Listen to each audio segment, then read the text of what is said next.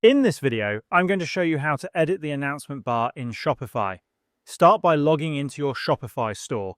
Once you're in your dashboard, look to the menu on the left-hand side and click on Online Store.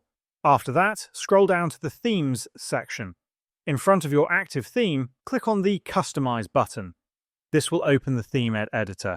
Locate the section labeled Announcement Bar, which is typically under the Header section. Click the small arrow next to it to expand the options. Inside this section, you will be able to edit the text that appears on your store's announcement bar. Simply click inside the text box and make any changes you'd like.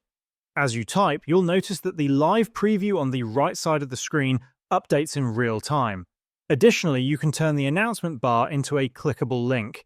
To do that, click inside the link field and choose where you'd like the link to lead.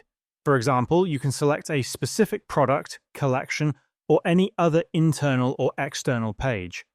After assigning a link, an arrow will appear in the announcement bar, indicating it is now interactive. If you want to change the appearance of the announcement bar, go back to the announcement bar's main settings. From there, you can choose a different color scheme or even add social media icons if you want.